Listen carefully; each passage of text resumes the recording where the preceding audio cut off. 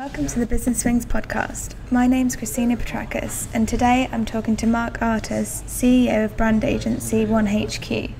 Mark tells us about successful campaigns he's worked on, how branding strategies go wrong, and the pitfalls of rebranding.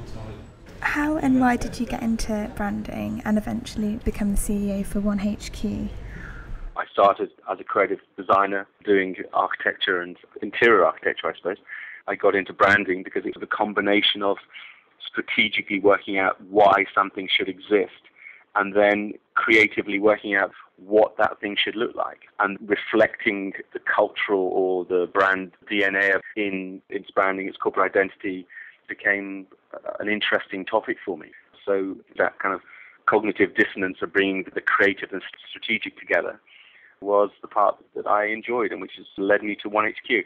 What's been the most successful campaign you've worked on and why? We've worked on so many successful campaigns. At the end of the day, the most successful campaigns have been innovative, and there is no substitute for innovation. Although I didn't work on them personally myself at 1HQ, things like Oats So Simple, and things like Frubes, and things like Celebrations. I mean, these are all campaigns that were created by 1HQ that were innovative in the fact that they just did things differently from the competitors. And the campaigns became successful because the consumers could engage with it and see a real need for something. And what has been your biggest achievement personally at 1HQ? I think personally it's the achievement of getting 1HQ to where it is today. The business wasn't really fragmented, but it was certainly in 3 separate P&Ls without going into all the details of developing it into one P&L, which is 1HQ. It was a matter of making us relevant to the consumers today and relevant to our clients. Looking at the hard question, which is what 1HQ stands for, one hard question. It's been very good for us as a business. I think it's focused us less at solutions, but more in asking the hard question. Why should something be as it should? What's the big idea behind this? Why should this product look like this? Who should this product focus at? The questions are something that we spend a lot of time on because at the end of the day, you get the question right, or you find the right question to ask, the solutions usually come swiftly after. If you don't get the question right and you focus more on solutions, there's a good chance that, sure, the solution might be a good one, but not quite the right one. So I suppose my biggest achievement is getting 1HQ to a place now where we're talking about hard questions and we're helping our clients ask those questions rather than giving them process. We're partnering with them to make sure that we start from the right place and we build the right foundations to come up with good ideas. And what would you say your day-to-day involvement is? What's a typical day for you?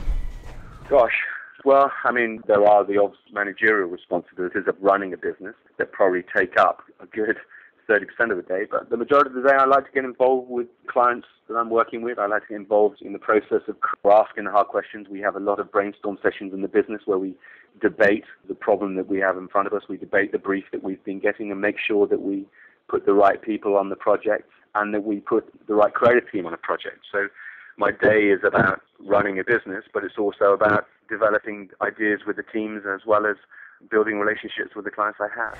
Without naming names, can you give me some examples of how branding strategies can go wrong, perhaps?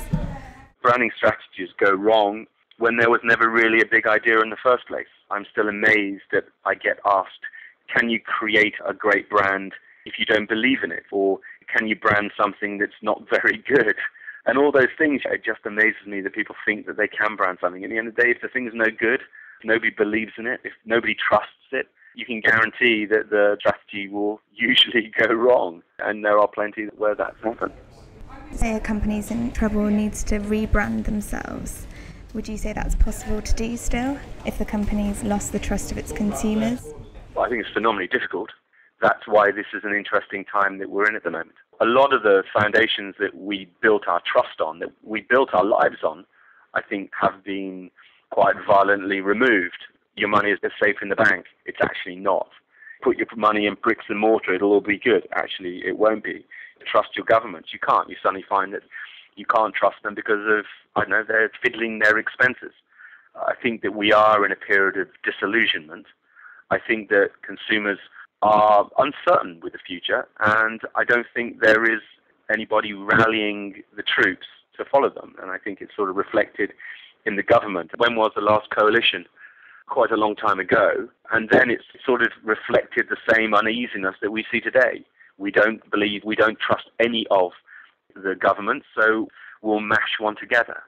So you're absolutely right. I think that if you don't trust anything anymore, whether it's a building society or whether it's a government or whether it's your friend, if you don't trust somebody or something anymore, it's a huge kind of hole to fill.